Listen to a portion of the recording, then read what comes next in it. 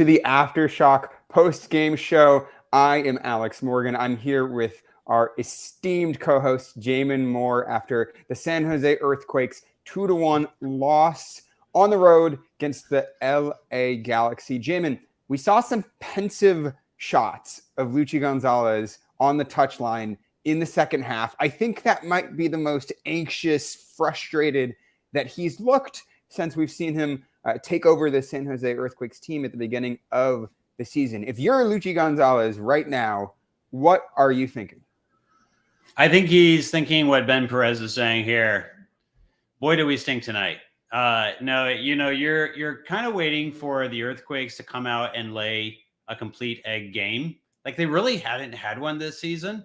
And this is the one. You go back and go like, what positive can you take from tonight? I think you have to think really, really hard about it. Maybe, Arsenis Buda, I guess maybe that's his first goal for the Earthquakes. I have to go back and double check. I haven't really had the time to do that. I think I said Rodriguez in the moment, but it was Arsenis Buda. And, so nice for him. Other than that, not nice for anything. Like, it was a stinker.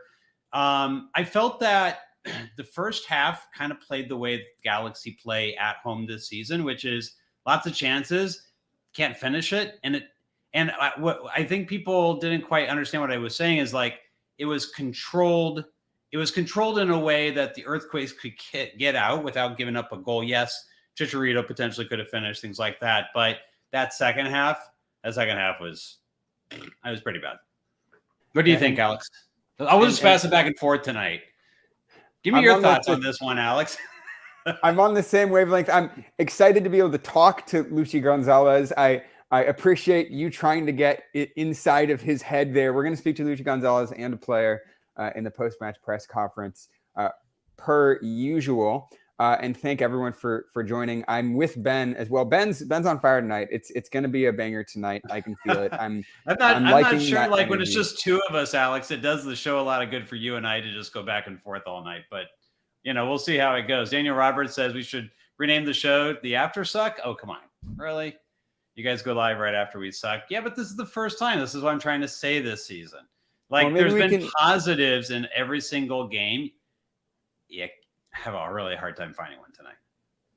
Maybe we can bait Luchi Gonzalez or one of the players into our little quibbles here I'm going to go look up the duels. Because I felt like the Quakes were just second to the ball all night long. Like, I'm not a big duels guy. I think like generally it doesn't really matter the way you play in the middle of the pitch, but the Galaxy won 57% of the ground duels tonight. They had that edge where they just looked like they were first to the second balls. They had not only do they have the attacking advantage, but when you can't win a ball, you can't transition. So if the Earthquakes' plan was to just kind of keep Puig in front of them and Chicharito in front of them, and I respect it, I get it on the road, but like something. Well, they didn't even do a good job at that, Jim. If that was the plan, I would say that plan failed pretty spectacularly because Puig was having a ball, getting in behind those midfielders and finding those spaces. And even though I think the Earthquakes began to adjust to that, and I think we saw Jackson Ewell dropping a lot deeper than we've seen before in order to adjust to that, he was still finding the next pass and finding the next man. And there was still way too much space in front of the defense for the Galaxy to be able to exploit. And look, if I'm Luchi Gonzalez, that's exactly what I'm thinking. It's like, man, this team, no matter what we try, has some serious mental roadblocks on the road. This team, Earthquakes team, best team in the Western Conference at home.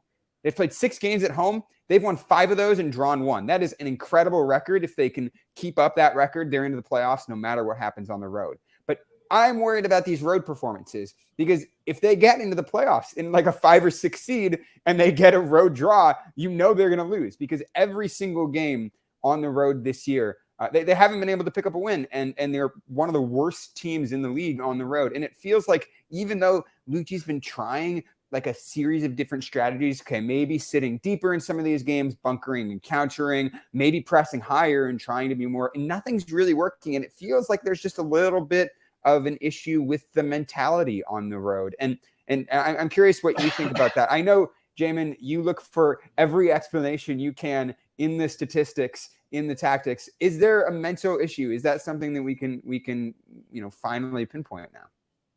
Absolutely. It's the creator kit right here. Harvey's correct. The gray kit curse continues. I'm telling you, burn the thing. It is a bad kit. The other kit, the new kit, fantastic kit.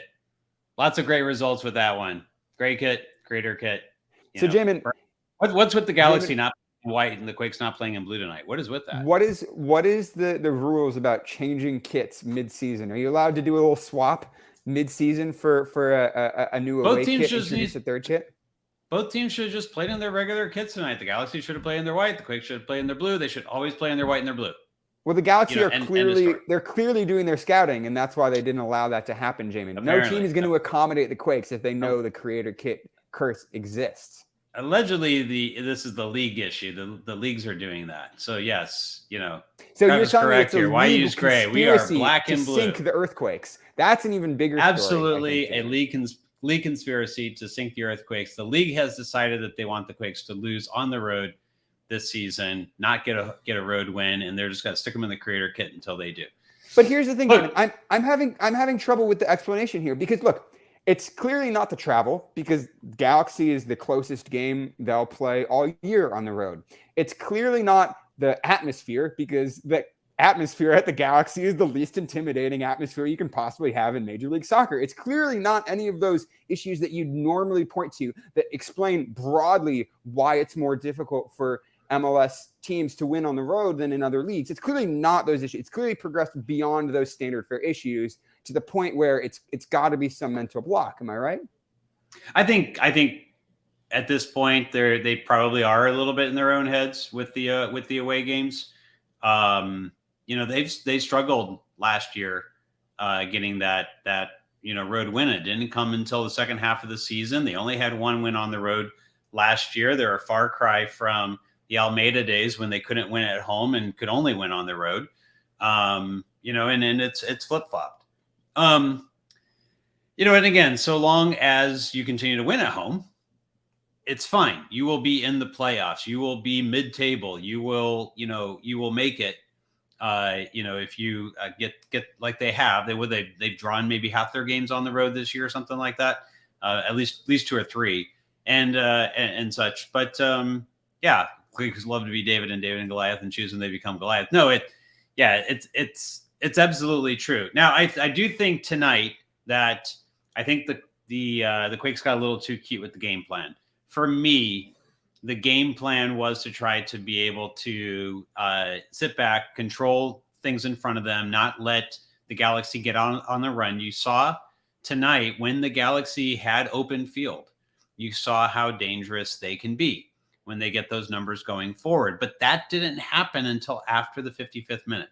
So I actually noted the time for and I'm not a note taker during games. I know a lot of the guys in the press box, probably you as well, Alex, are, but I don't. And but I noted the time on this because I'm like, okay, this is the time where we're going to look back and said this is when the game opened up. Before the 55th minute, it felt like the Quakes were pretty much able to execute to the game plan that I feel that they came to the game with. Now, you may not like the game plan. I can tell the fans did not like the game plan, but I'm telling you, they played the game plan. So, like it or not, that's what happened.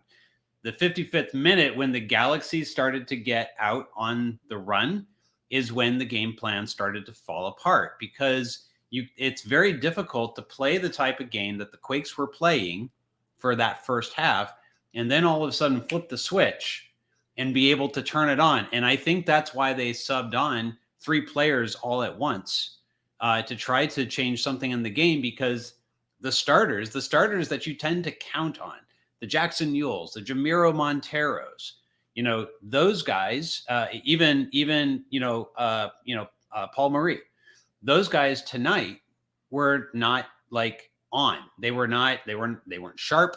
They weren't into the game. They weren't being able to break anything down. I'm going to disagree with everyone on Benji tonight, but that's a different topic. We'll get to that here in a little bit. Maybe that's the thing that we'll get into. But the issue tonight was the players that you should be able to rely on. The Quakes got Boston in the midfield and They weren't particularly sharp on the outside. The Galaxy did a good job taking away that right wing from both Marie and also from Espinoza. So the Galaxy executed their game plan pretty well. The Quakes kind of held control. 55th minute, everything changed, and it didn't. The first goal didn't come far after that. Look, I don't think it's as black and white as that, Jamon. I think the Earthquakes actually just were below par the entire match. If you look at some of the Galaxy's, best chances happened in that first half hour when they were able to pass the ball through the middle and just find these little pockets of space, like in between the lines, in between the defenders in the final third. Every time the ball got right on the top of the Quakes box, the defenders were just stepping off. Rodriguez and Jonathan Mensah were nowhere near the ball, nowhere to be seen. That's how you had that pass that was slipped in behind for Chicharito. He put that ball wide. That's how you had those curlers from the top of the box that went wide. The Quakes just weren't putting pressure in zone 14. And it felt like they were a little complacent, and they were stepping off when they should have been, maintaining the intensity and staying compact in that middle of the field, because we know how much Luchi Gonzalez cares about structure. We know how solid that defense has been. You look at games at home, no team is able to play through the middle the way that the LA Galaxy played through the middle against the Quakes today. And, Ricky Puig is one of the best midfielders in MLS. That's just true. But Jackson Ewell figured out how to shut him down pretty well, figured out how to stay deep on him and prevent him from orchestrating the game. But there was just still felt like a disconnect between the back line in the midfield in a way that we hadn't seen before. And I think that existed throughout the 90 minutes. I don't think it was just something that, Luchi Gonzalez is happy till the 55th minute. And then the game, went downhill after that. I think they underperformed this entire game. And I, after 55 minutes, I thought this team is lucky to still be in this game. This team is lucky not to be down 2 or 3 goals, because the Galaxy had so many chances. And if not for the fact that the Galaxy are one of the worst offensive teams in Major League Soccer and can't finish for the life of them, the Earthquakes would have been down 2 or 3 goals, and we wouldn't even be talking about a close game here. And it doesn't even feel like we're talking about a close game here. I think the reason the fans are this upset is because it feels like, look, the Galaxy should have won 5-1. Nobody seriously thinks the Earthquakes had any chance in this game. No, not even close. Guys, expected goals is 1.76 to 0.78. No, not 5-1, whatever. Okay, let's throw that out the window fast. No, this is absolutely a 2-1 game. The expected goals actually say it should be a 2-1 game, and it was a 2-1 game. So let's get back to kind of the basics here. You're absolutely right about Carlos Carrezo tonight. Not only tonight, but in the past couple games, even against LAFC, he is not and has not been a zone 14 defender. He steps up outside of zone 14 and tries to cut off the passes that come in. And if they play simple balls in behind, he's been able to be beat all season. And fortunately, he's got Rodriguez and Mensah behind that do a pretty good job cleaning up when he decides to do that. Tonight, they stayed on their line. That opened up zone 14 and created some of the danger that you were just talking about, Alex. So I completely agree about Carlos Carrezo. I don't think he had a good night tonight. I actually don't think he's been good for a couple games. He wasn't that great against LAFC, and that's why they had to bring on Judson. Because it was creating different levels of problems, and they brought on Judson against LAFC as well. So I completely agree with that. And I think a lot of the offensive issues stemmed from that, Jamon, because then you had Jackson Ewell. Once you take Jackson Ewell out of the game, once you take him out of the game, once he's getting closer to Puig and man marking Puig in the middle, the Quakes didn't have that spark in transition. Jamir Montero was not the guy to distribute it going forward. So the problem tonight is not what happened. So we're focused on the wrong things in general. What the problem tonight was not what the Galaxy did to the Quakes. The problem was that the Quakes didn't respond to the situations that were offered to them. They decided to take, the long pass across the pitch to Christian Espinoza that just absolutely didn't go to anywhere. Or even if Espinoza got it, they quickly shut him down 2v1 and had no numbers. There was a couple situations where he played the ball across. Benji overruns the ball a little bit. I really like that left winger to be stuck to that back part of the box, because when those cutbacks come across and they're missed, that's where that ball goes. Benji overruns that a bit. But, and that could have created some danger. Other than that, Espinoza didn't have a very good night trying to get in behind. They tried to play a couple 1-2s. Those didn't come off. They tried to send Jamiro before. Jamiro got a ball over to Abobasi that was weakly headed right at Bond. So I think you're right. I think the Quakes had a poor night. It's just not a poor night in the way that most fans are saying it's a poor night. It's a poor night because they played defensively the scheme that they wanted to play, but what they didn't do was they didn't react in the transitions the way that they should have. Now, and it might be that we're used to the Quakes having a lot more of the ball, but in this league, teams that have possession don't usually win. That's an actual fact. So you're using the word "they" very loosely when you're talking about the Quakes underperforming in transition, not hitting the transitions correctly. I think you can boil it down to really one man whose job that was, who didn't do that, and that's Jamiro Montero. And I hate to say it, Montero did not have a good night.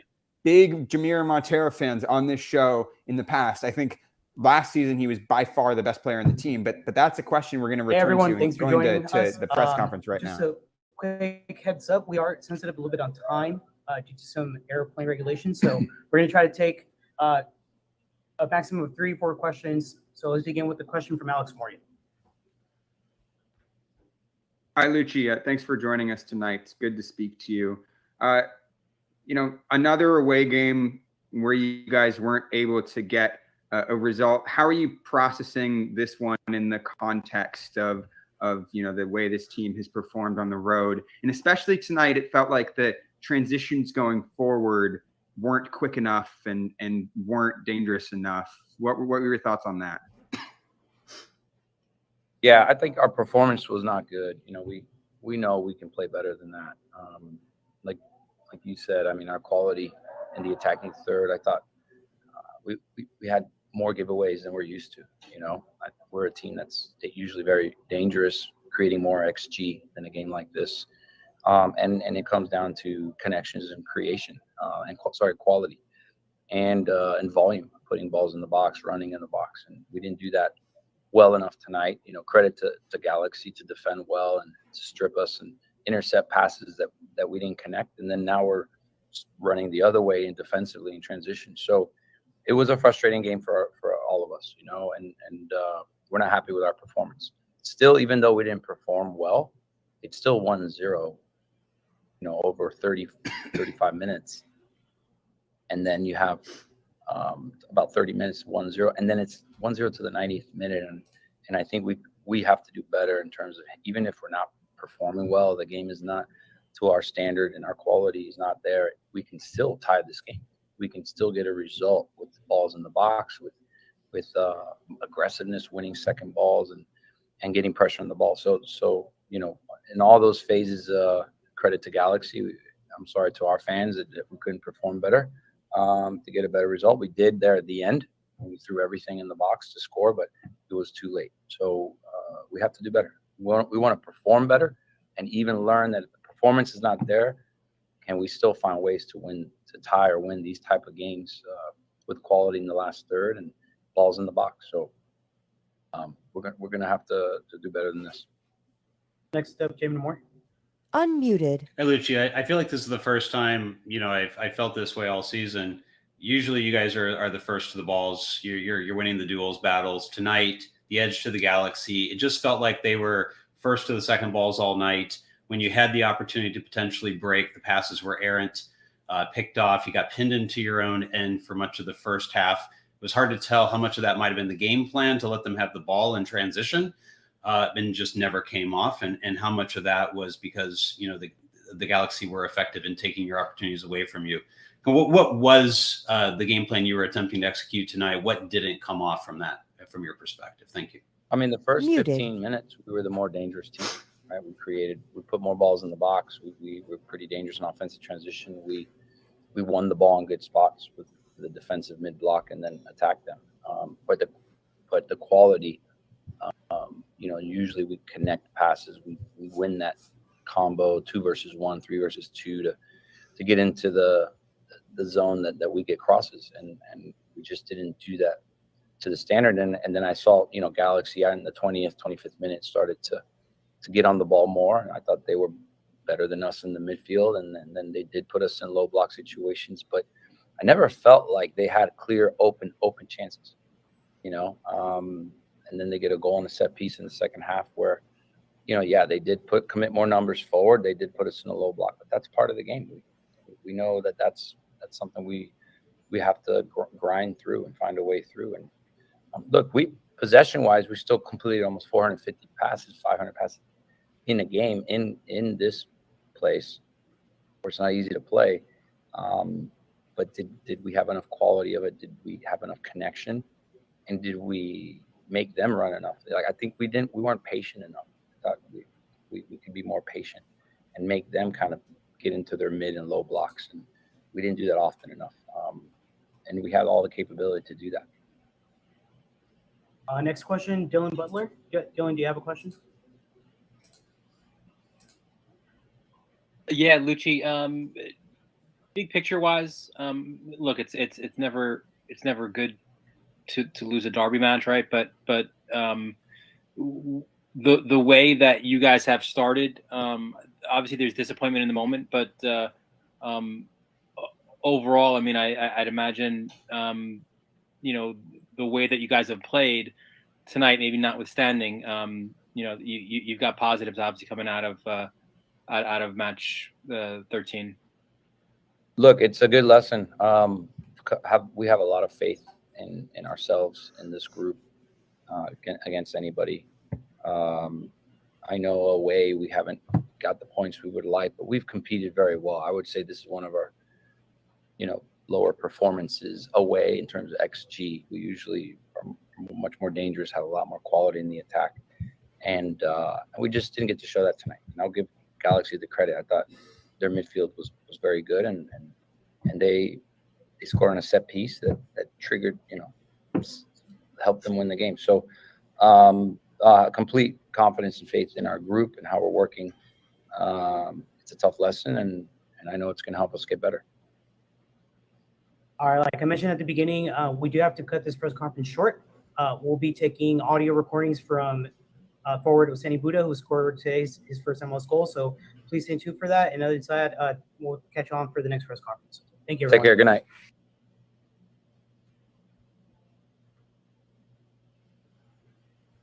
Okay, so let me give a minute for Alex to come back in here. Fans are saying they like the candidness tonight. You know, Luchi said it wasn't good enough and apologized to the fans. And that's something that, again, we haven't had to hear this year. I was just mentioning a candid Luchi apologizing to the fans for the performance tonight. It wasn't good enough. I think you and I are both saying that maybe for different reasons, Alex. But, you know, I just felt like it wasn't just a lack of a game plan. I felt the effort was off from key players in the match tonight. And he felt that the midfield lost the battles. You know, what did you take from his comments? I mean, that's absolutely right, Jamie. When Luchi Gonzalez talks about the quality in the final third, that means it's not an issue of structure. That means it's not an issue of game plan. That means it's not an issue of how they've set the team up. That means he thinks that the players aren't executing in the way that they should be.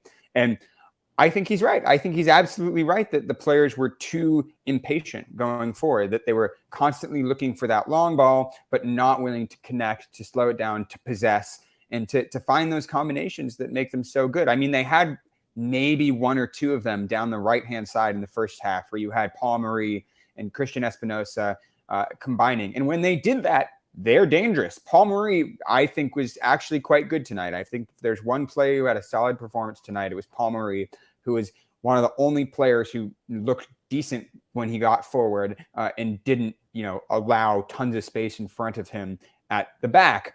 But that was just not consistent across the board. There was just too many poor performances, players underperforming. And I mean, I think that Luchi Gonzalez was even probably giving his team too much credit. I mean, he said that he can't remember the Galaxy creating a ton of good chances. I can remember the Galaxy creating at least 3 or 4 chances that they should have put away. Very specifically in the first half, Chicharito should have had one. They had a shot from the top of the box that went just wide. They had a couple, headers in the second half, crosses that they could have had on target. I think the Quakes were pretty lucky not to be down by another goal or two in that first half. And so I think that Luchi Gonzalez could have even been more critical of this team. But it's he was acknowledging the lack of the lack of execution across the final third. And I think that's what it comes down to, in these road games, that this team does not mentally ready to execute Luchi's game plan, Jamon. And I think, if you want to circle back to Jamiro Montero, he's probably the number one culprit of that in this one. Yeah, he and Jackson both had, off nights. Defensively, Grezzo had a bit of an off night, a little bit too aggressive going in higher up the pitch. Probably should have dropped a little deeper and try to keep some danger in front of him the way some of those transitions were going. Instead, potentially got himself in trouble. This way, I don't agree on Paul Marie. I think this was Paul Marie's weakest game we've seen him start this year.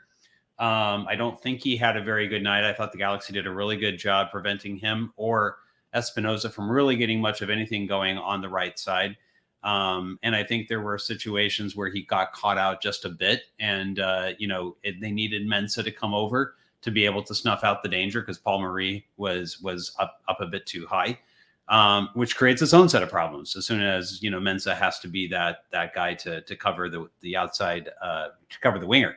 So. Again, there was, we can grab stats if people are looking for stats and things like that, but it's just the two of us. So it's hard to juggle all these things at one time here. But, I think we got kind of the answers we were looking for from Luchi in terms of, where he felt the issues were at. And, it's hard to disagree. And I think, fans are going to find other areas that he didn't mention. That they probably will also, say that we're poor. It's just really hard to find positives tonight. It really is. And I'm almost able to pull up the passing stats here. For those interested, you had Jamiro Montero with 87.2% passing accuracy. 34 of 39. Pass, 34 of 49 is what you're saying, Jamon. I can pull up the specific numbers here. Yep, 39 49. passes. He had 0.14 expected goals on his opportunity, and 0.23 expected assists. Actually, more than we tend to get from Jamiro tonight. He won 3 out of 4 tackles and things like that. But I felt a lot of it was more a positioning issue with Jamiro. Not so much the passing. He's got the ability on the ball to be able to play out of danger, and we get into those situations a couple times. And it's, if I go back over to what did I like? Because I mentioned this early in the show, and I want to circle back to it. I don't want to deflect it. I'll take it head on because I know people aren't happy with Benji's performance tonight. But one of the things that Benji does that Cade does not do is Cade goes dribbling directly into the double team. And when he tries to split, they just dispossess him. Tonight, I don't know how many times, I think it was 3 times I noticed, Benji would go forward, get that same type of double team, would wait for one of them to commit, then dribble between them, and then make the pass right into Abobasi, who was playing back to goal and receiving the ball around maybe the top of zone 14 a couple times, or maybe just a little bit into zone 14. And then from there, you would distribute out. And that was a huge difference because in the attack side, those attacks tend to go to die when those situations happen with Cade Cowell, often can turn into counterattacks. Tonight, that didn't happen. And I felt we got a little bit more defensively out of Benji than we normally get out of Cade as well. Not a spectacular performance, but, for me, he didn't lose the game. He wasn't the problem tonight. The problem was in many other areas on the pitch. Yeah, but I still think that if the Quakes upgraded in that left wing position, that could be a position that wins them the game. If they get a player who's not only getting on the ball in the midfield and connecting the next pass, but who can get on the ball in the final third, beat a guy and score, who can get on the ball in the final third, commit a guy, and have an assist. That could be the key difference, because you're right. 1v1 in the middle of the park, Benji Kikanovic, I'm going to take over Cade Cowell any day, because Benji Kikanovic knows how to commit the defender and play the ball. He knows how to dribble inwards. He knows how to beat a guy. Cade Cowell has not proven that he can beat a guy dribbling 1v1 like that.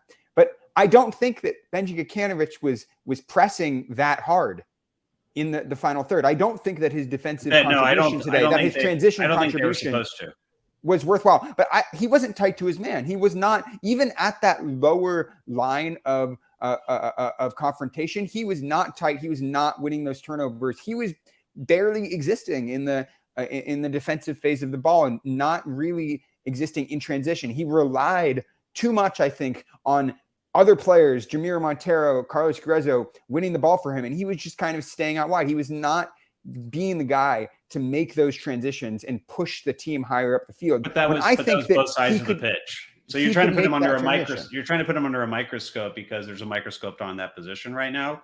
I think if you're not putting him under a microscope, both sides had the exact same problem. And I just think that the game plan was not to attack high. You're saying like he didn't high press. Well, I don't think that was the game plan. So you're saying he didn't do something that he wasn't instructed to do. Because the same thing could have been said for Espinoza. Espinoza wasn't pressing high either. Ebobisse was sitting back a bit, and they were 3 across, and they were drawing a line of confrontation right around the start of the middle third. But they weren't high pressing tonight. There was no high pressing. And I agree. A pressing trigger or two, but I think you're putting Benji under the microscope with that particular comment only because of the pressure on that particular position right now, and talking about things that he wasn't asked to do. Jamon, I agree that across the board, it wasn't quick enough tonight. It wasn't aggressive enough tonight. It wasn't good enough tonight. With that said, I think in games where Christian Espinoza is put under more pressure, where Jeremy Ebobisse isn't performing as much, you need that left wing position to step up. You need him to be able to step up in some games, and he was not stepping up tonight. And this is a big opportunity for him over the next month with Cade Cowell out with the USU 20 team. Scored 2 goals, by the way, today, reportedly, according to Fabian Renkel. 2 goals for the USU 20 team against the U20s in Senegal. So if you're looking for a positive from today, it's probably actually, abroad where the USU U20 national team is playing. But with this opportunity, Benji Kikanovic needs to step up, and he needs to be the guy pushing this offense forward, because this offense can't just be 2 players. It can't be the Jeremy Ebobisse and Christian Espinoza show. He needs to step up and improve his end product and be dangerous in the final third. And that's why the microscope is on him, because this is his, big opportunity for him to start and show that he can get back to the form where he is last season. If he can't do that, then the Quakes are going to need to go and get another left winger. That's why the microscope is on him right now. It's because he hasn't been performing, and the Quakes need somebody in that position to step up.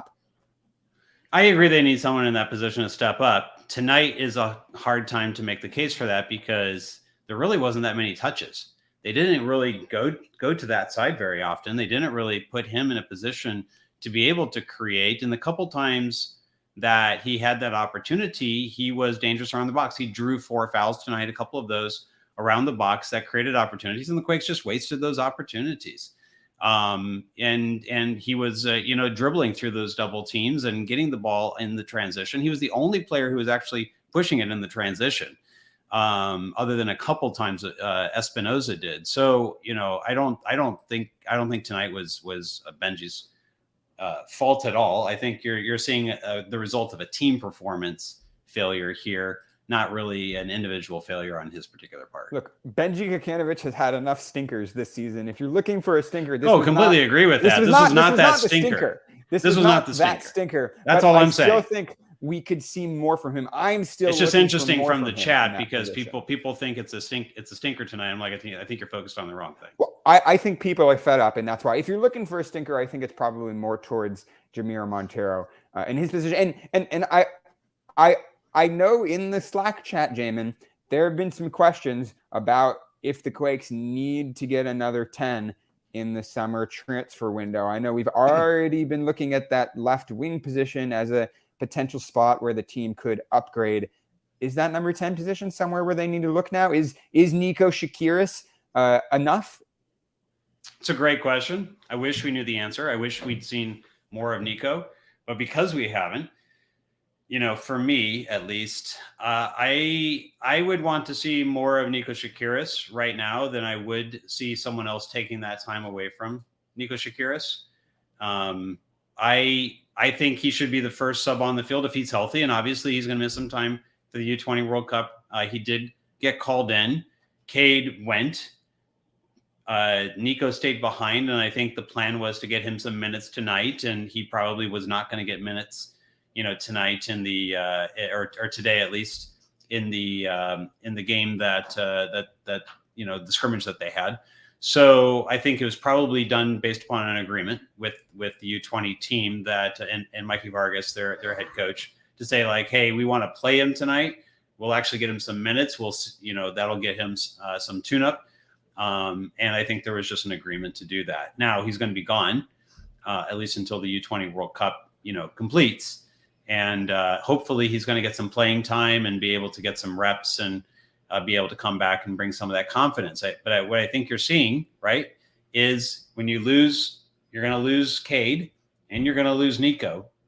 Like, if Benji's starting, now who's your first player off the bench? I think a lot of fans have been talking about, that there's not enough depth, coming off that bench tonight. And I think 5 players in tonight, and you're seeing, the players that are coming onto the pitch. It's hard to disagree with that. There's just not a lot of depth right now. If you have Cade and Nico, you got a little bit more. But, when you don't have those 2 players, it's going to be really thin.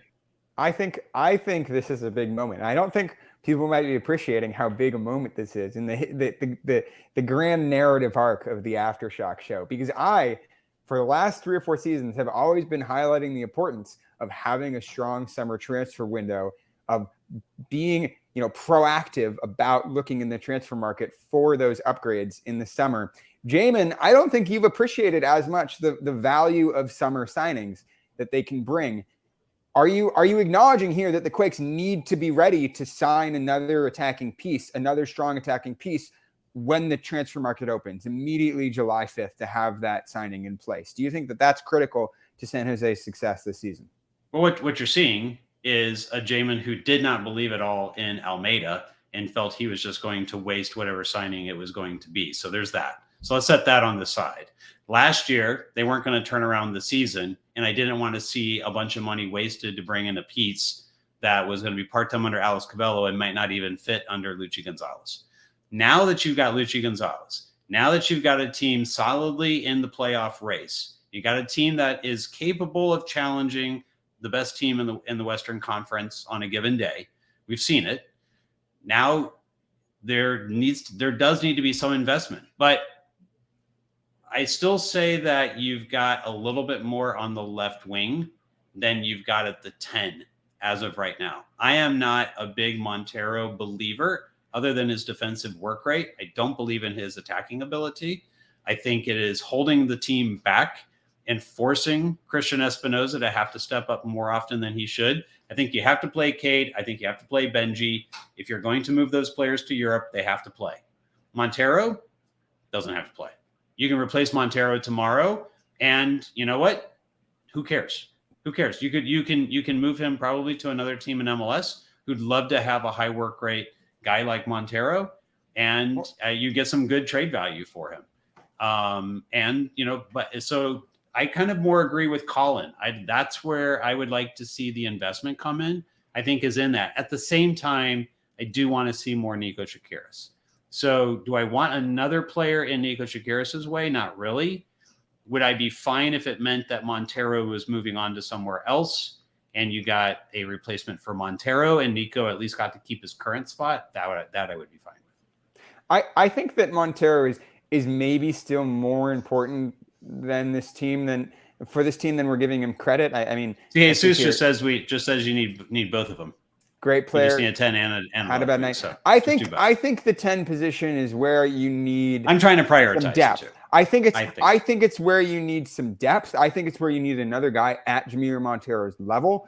But I think if you're going to go and sign a DP star player, that's going to be on the left wing. Because look, we've still seen how critical Jamir Montero is for this team. He didn't play in 2 games earlier in the season. Those were some of their 2 worst performances of the season. I think Montero, I'm not willing to give up on just yet, because I do think we've seen how critical a player he is. The one thing I'm going to be watching for Montero, the biggest thing I'm going to be watching for is that defensive work rate. If I am the, Chris Leach, if I am the Earthquakes, performance analyst, I'm going to be really honing in on that defensive contribution, because that's the thing that makes him stand out, is the work rate, is his ability to win the ball and transition and push forward. And if that starts flagging, then you're right. I don't think you can justify, his offensive output. If those defensive stats start to flag a little bit. And he is 29 years old. So if you can get a young new 10 in that position, I think that's worth it. So I'm going to be watching that, but I'm not entirely ready to give up on Jamir Montero yet, just because we know that he can be a great player. But with that said, I think that Chris Leach should be planning this now. He needs to be proactive about this now, because here's where we're at now, Jamon. Where we're at is that we know Luchi Gonzalez means business. We know he can take this team to the playoffs. If there's anything we've learned in the first few months of the season, it's that San Jose Earthquakes, with this squad, with this coach, with this organization, should be making the playoffs this season. They should be pushing for a, 4th, 3rd, seed in the playoffs, that they have that quality. And if you're going to invest in the squad, I'm telling you, now is the time. You make the investments in this team in the middle of the season, when they'll be able to propel them into the playoffs this year in a high seed. And you're going to need to invest in players who will be able to stick around for the next few years and who will be able to set this organization, this club, on a trajectory for continued success, because there's no open-ended questions anymore. There's no risk anymore. Luchi Gonzalez is capable of taking this team to the playoffs. So now, if you're Chris Leach, if you're John Fisher, now is the time to invest. That starts this summer, and the pressure's on for them to make big solid signings at the beginning of the transfer window. If you need to make a statement of intent, that is when you make a statement of intent. It's July 5th when this transfer window opens. You sign a DP left wing, you get another player in the number 10 position. And then I think you can, say that the Quakes have the depth to be able to compete more on these road games, to have more players to be able to come in off the bench and actually pick up the level when, guys like Christian Espinosa, Jeremy Obobasi are double teamed and not having a solid night. Do you think this summer is a statement, an opportunity for them to make a statement of intent, Jamon? Is it an opportunity? It's always an opportunity. Am I confident there's going to be something on day one of the transfer window? Heck no. I haven't seen that, before. It didn't happen last year. It came at the end of the transfer window. So while I would like to see it, and Chris Leach even kind of joked with us in preseason about how he's going to make I think he said, as soon as the window opens, we'll have 5 signings ready to go. The problem is, of course, that that's when everything falls apart in all the deals, is when the window actually opens. But I think there are always good intentions, and we'll see what actually gets across the line. I'm interested to know if what we think are the priorities are the same things that they would see as the priorities, right? This team is one Christian Espinosa injury away from potentially really struggling. Right? Don't say that, Jamon. Don't say that. No, I know. I know. I'm not. We're banning you from saying that on the Aftershock. I'm just saying, but someone else mentioned correctly. Like, it's not like we have depth at right wing either, right? So I think you do have to kind of think ahead. And while I think Espinosa is very happy in San Jose, you have to realize he's in a contract year too. So I think you do have to kind of plan for the future here. And Christian Espinosa is still a guy who could make a return to Europe. Do you think he's interested in that at this phase in his career, Jamon? Is that something that you think Earthquakes fans should be worried about? Is Christian Espinosa possibly wanting to try it out in at the age of 28, give it one last roll of the dice in La Liga or another Big 5 league? Or do you think that he's settled here now, and that if the Quakes, as long as they pay him his worth, he's he's an Earthquakes player to stay. I'm doing that for Brian. I think he's happy in San Jose. Every indication that I get is that he likes it here. He's comfortable here. His kids are born here. And while I don't think anything is completely off the table, certainly the Quakes could get potentially even good value for putting him into Europe. If they decided to do a sign and then a transfer, all those things are possible. Right now you're looking at trying to get something, for Cowell. Hopefully he has a good U20 World Cup. Last year the rumor was a $4 million offer. Can the Quakes get more than $4 million for him at this point? Hard to say. That feels like a pretty darn good offer at the moment. But if he has a good U20 World Cup, if he's scoring goals outside of just practice games, and I'm not holding my breath for that to necessarily happen in spades, but I think he's going to look pretty good out there for the U.S. Yes, but they got to get out of the group stage. They got to advance, and he has to get in a place where he can actually be a showcase. The problem is he's already out the first game because of his suspension due to actions against Costa Rica in the post game that were pretty dumb, to be quite honest. So he's already suspended for game one. That means that he's got 2 games in the group stage to be able to prove himself for sure. You know what I want to point out here? I just want to highlight this one stat that, Quakes, rough game. It's tough to lose a rivalry game against a Galaxy team that's bad. They had 6 points, out of 10 matches heading into this one. Christian Espinosa, 8 goals and 3 assists, still has more goal contributions than the Galaxy have goals this season. The Galaxy now have 10 goals this season. Christian Espinosa, by himself, MLS MVP candidate, has 8 goals, 3 assists this season. So he's single-handedly still outperforming the LA Galaxy with his offensive product. So just want to put a pin in that. If there's one positive to take away, it's that no matter what happens tonight, the Earthquakes are still in a much better position than the Galaxy are, and the direction of their organization is. So I'm glad that is able to make you feel a little bit better. And look, broadly, we're still optimistic about the trajectory of this team. Nothing about that changes tonight, does it, Jamon? No, I think the optimism is still there. This team is overperforming at home and underperforming on the road, but their home overperformance is still greater than their road underperformance. And so for that reason, that's why they sit still as high on the table as they do. Would I bank on them, winning at this rate at home for the rest of the season? Probably not. That seems like it's probably a bit much, but this team is a bit Jekyll and Hyde when it comes to these games right now. And I think it's important to try to keep, that perspective on nights like tonight. There are going to be some more rough, road games.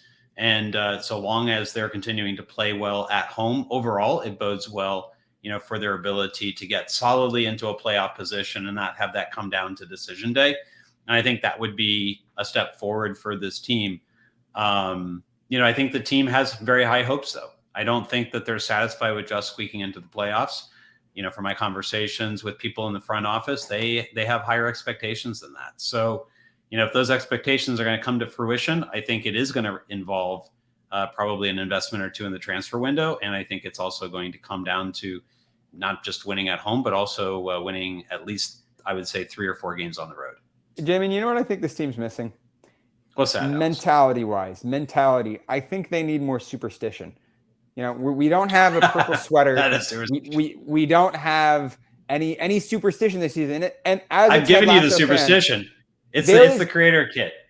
It's bad. There's positive superstition. Jamie, that's a curse. That's one thing. The Quakes need the new kit to get some the new positive superstition. They need something. They need to introduce something. The next time the Quakes win on the road, we need to take a freeze frame of that moment, and players need to wear the same thing. They need to do the exact same routine. They can't change anything because they need to get some positive. if that means that Luchi Gonzalez for the next 5 road games needs to show up in some crazy looking hat or wear his underwear backwards or step onto the field, with his left foot first, by all means. Wait, did he wear the? Did he wear the gold pullover that he wore against LAFC? Maybe that's the trick, is to wear the other team's colors.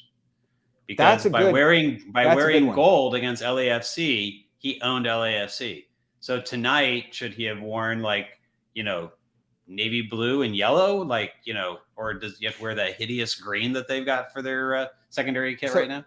We'll be able to figure out what he's thinking next week, Jamon, because the Quakes play LAFC again on the road this time. If he brings out the gold sweater, we'll know. Brings out the gold, and they get a result. And they get a result. That's what I'm saying. That's what I'm looking for. That's what we're manifesting on the show tonight, Jamon. Jamon, what are you thinking about that LAFC game next weekend? Do you think that they're going to get snake bit on the road again? Well, first off, LAFC's got enough quality that the Quakes could play well and still lose against LAFC, right? What I would want to see is for them to come out and show.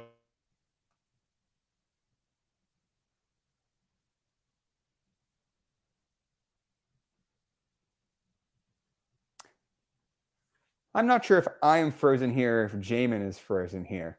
See, this is the problem with doing a 2-person show, is that I can never tell. Jamon, I think you froze there, and I was unsure whether it was me or if it was you.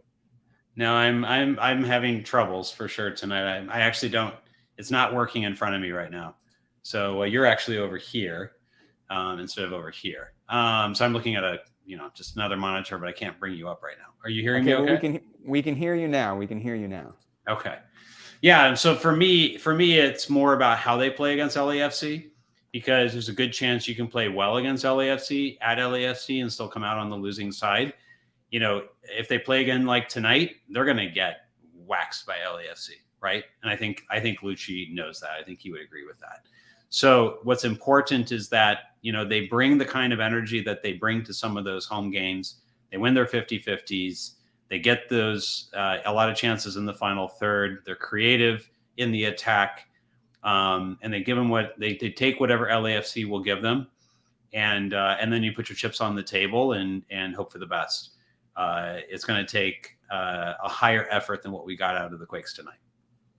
That's absolutely right, Jamon. And I want, before we get around to our final comments and wrapping up the show tonight, I want to direct everyone towards our website, quakesepicenter.com, where we have a few new articles coming out. Jamon, do you want to talk about the recent articles that have been on the website? I know that you had an article recently, Jamon, and our dear friend of the show, Colin Etnier, did as well. Yeah, Colin. Sorry, I'm trying to bring things up over here because things aren't working in front of me. Yeah, absolutely. Colin Etnier with a great article.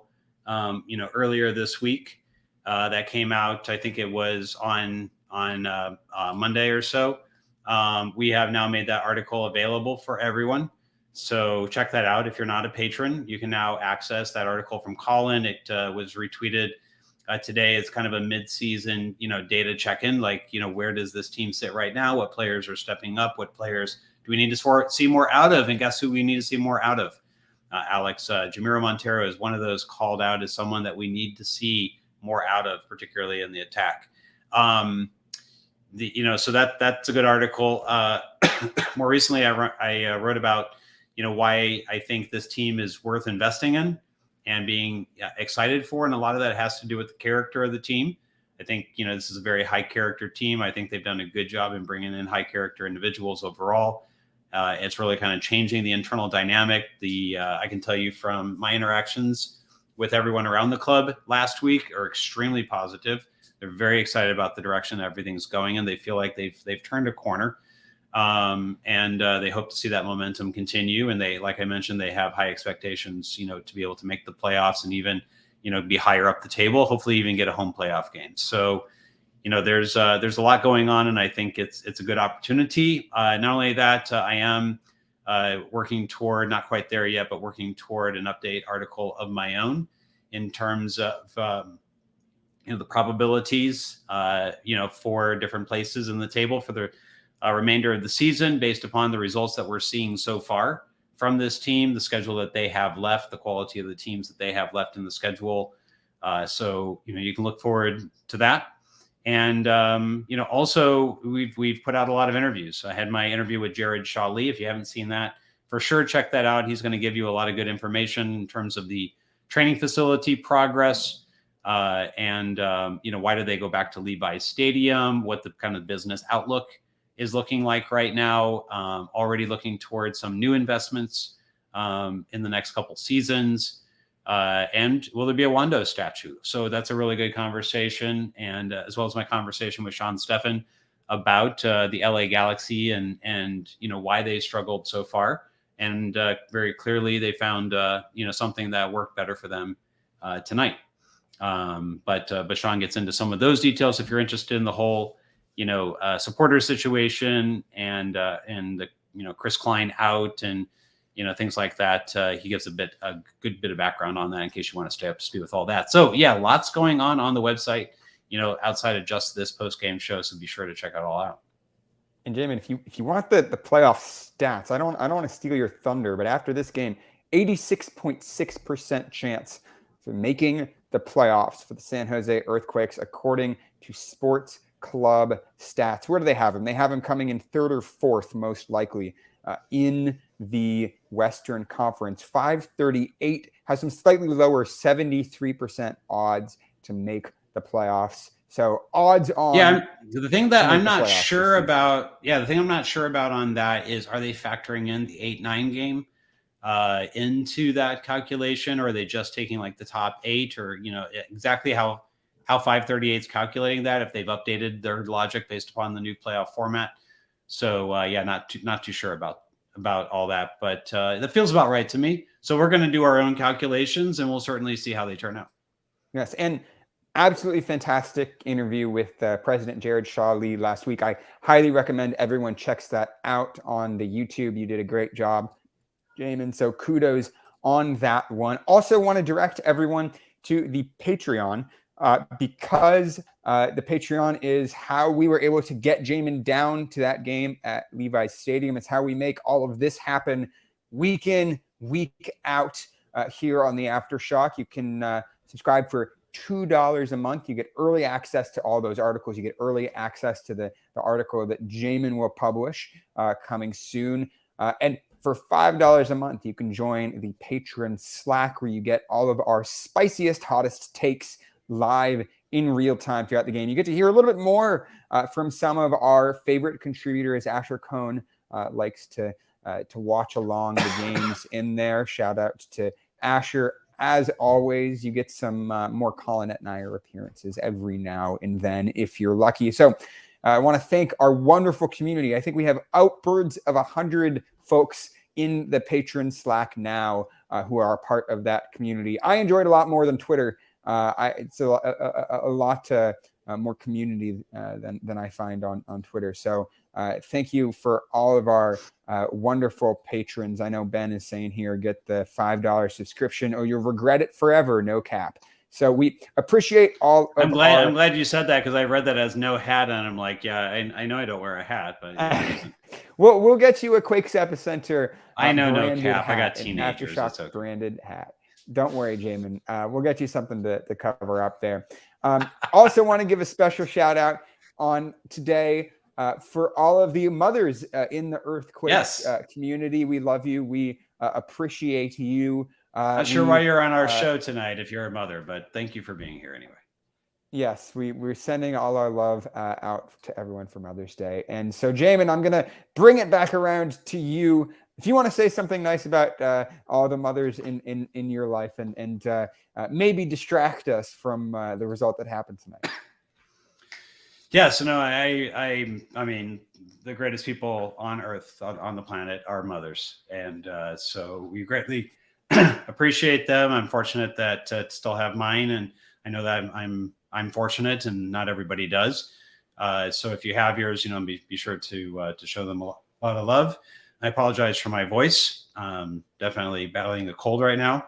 And so hoping that gets better. By the way, also, if we forgot to mention it, and we'll haven't mentioned it in a while, but we do have our scarves. So if you are interested in getting a scarf, off the top of my head, I don't remember the exact link for that, but if you are interested, reach out to us, let us know, and we will get you the information. You know, I think we got a few scarves still left from last year. I need to get an update from Ane about that. Ben Perez says, wasn't enough a violence enough episode today. We apologize for that, Ben. But again, when it's just me and Alex, it's a little bit hard to beat each other up too badly. It's also bad when I can't even see anything in front of me. It's hard to yell at Alex and see the faces that he's making as I'm making my comments. Well, usually Phil's the referee, and whenever I put in a knockout blow, Phil will be able to stop the game. But yeah, no, had to go easy tonight because Phil's not here to protect Jamon over there in Seattle. But I will say that the Kiwi Sparks scarves that we have make a great Mother's Day gift, great birthday gift, great Christmas gift, great holiday gift, whatever you need the Kiwi scarf for. They look lovely. And I want to, again, reiterate what Jamon said. Thank all the mothers in my life. Thank my mother for watching the Quakes tonight on Mother's Day with our family.